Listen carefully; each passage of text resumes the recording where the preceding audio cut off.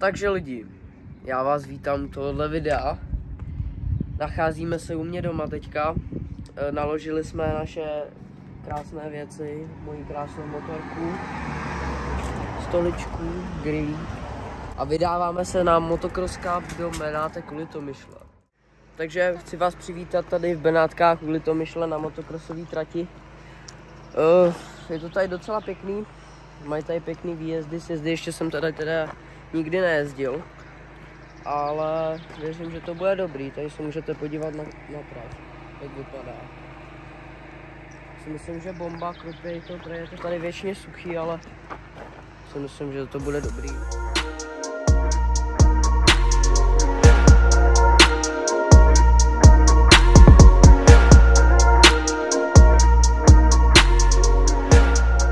Jsme se tady prošli po trati, vypadá to hezky, mají to nakropený pěkně, je to docela náročný, mi přijde žádný moc skoky, spíš rovinky. Takže to motorkám bude dost sedět a těším se na zítřek, vidíme se u tréninku a u kvalifikace. Máme tady den závodu, trať vypadá teďka ráno dost mokře, ale věřím, že se to vyjezdí a ještě odpoledne to bude suška. Připravili to moc pěkně, líbí se mi to, jsou tu kostičky, hezky se to nadrážkuje si myslím, trať jako je hodně rychlá, tak si myslím, že dneska to bude pěkný. A ještě jsem vám zapomněl říct, že teďka si ukážeme záběry, jak vypadá trať před tréninkama. Jelikož je hodně, tam třeba je pěkná kaluž, tak abyste viděli, jak to vypadá.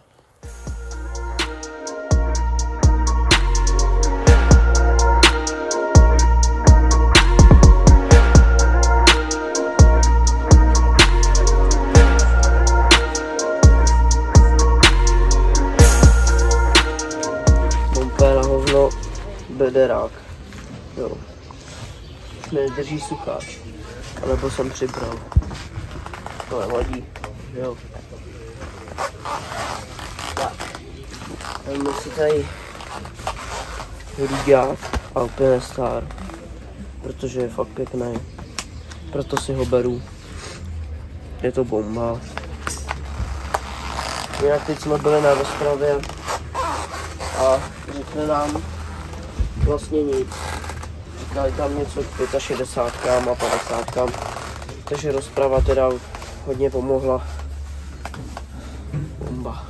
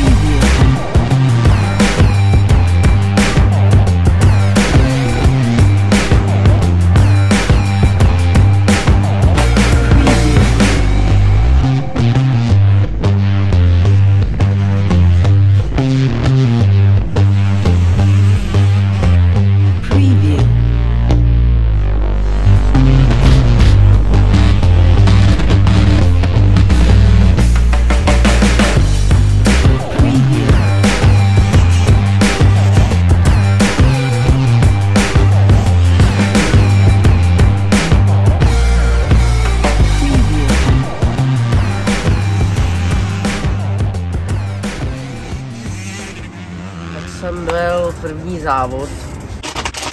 Teď mě čeká druhý, jsem už připravený, natočili jsme to trošku díl, protože jsem chlápal, byl jsem úplně vyřízený. Byl jsem někde čtvrtý od konce a moc mi to dneska nejde.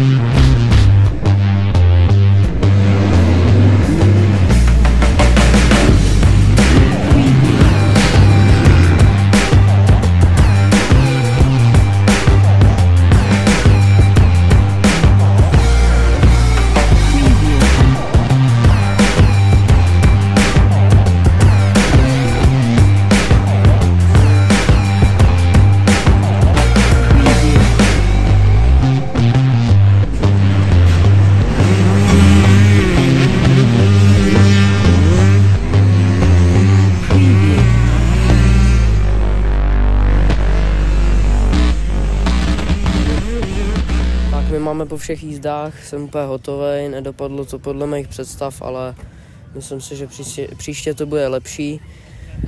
Dopadl jsem někde čtvrtý od konce, což jako není zase úplně nejhorší, ale není to, co jsem očekával.